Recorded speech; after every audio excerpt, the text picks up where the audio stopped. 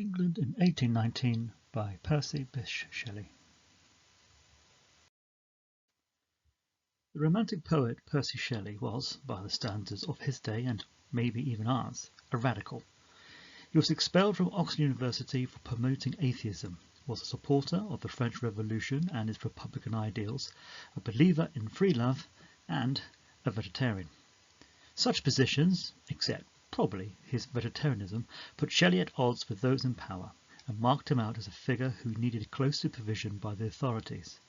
In the end, Shelley felt he had to leave England and went into self-imposed exile on the European mainland. Nevertheless, he continued to write about all that he felt was wrong with his homeland, including the poem England in 1819. The specific prompt for this furious poem was a massacre that took place in Manchester, where tens of thousands of ordinary people had gathered in a place called St. Peter's Field to demonstrate for more rights. At the time, very few people could vote, only men with property, which amounted to about 3% of the adult male population. The local authorities were nervous about such a large crowd, and either in panic or in a bid to show control, it's still unclear what exactly happened, sent in armed soldiers on horseback who charged through the crowd, killing 18 demonstrators and wounding hundreds more. The atrocity was quickly dubbed the Peterloo Massacre and shocked the nation. Shelley was outraged and wrote a number of verses, including England in 1819, which viciously took the government and its leaders to task for their cruelty and repressive actions.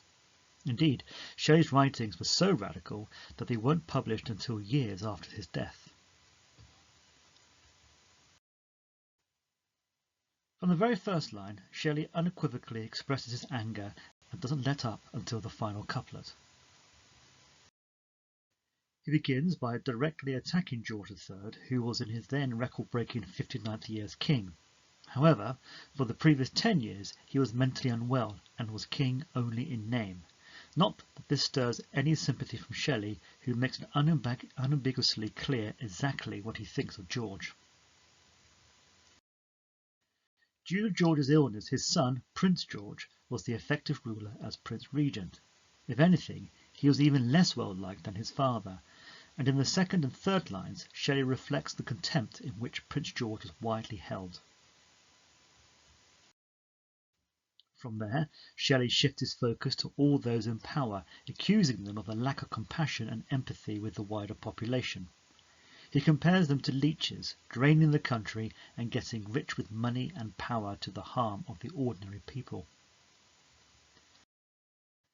They, in turn, are not only victims of those in power, but also of the army, who exert the ruler's authority and control through violence and death.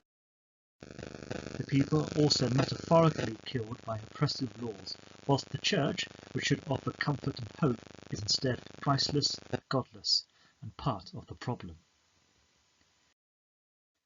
Finally, Parliament is dismissed as ineffective and responsible in enforcing the worst laws.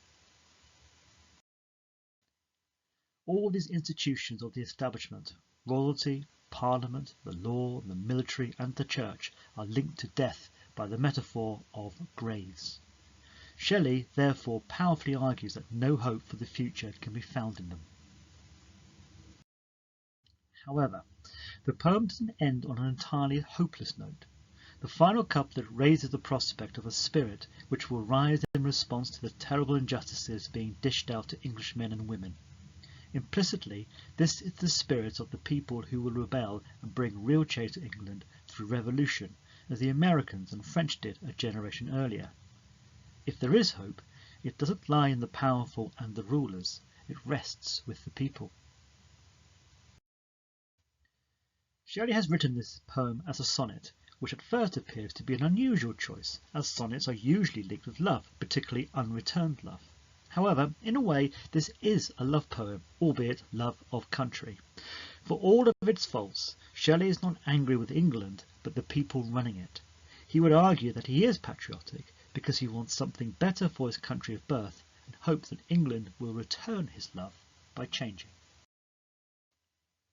Shelley's sense of indignation and horror at the bloody actions of those in power echo Wordsworth's lament about what man has made of man in Lines Written in Early Spring. The 19th century political messaging of England in 1819, with its provocative anti-authority attitude, can also be found in the defiance of the 21st century's 13 Pot, and a century later.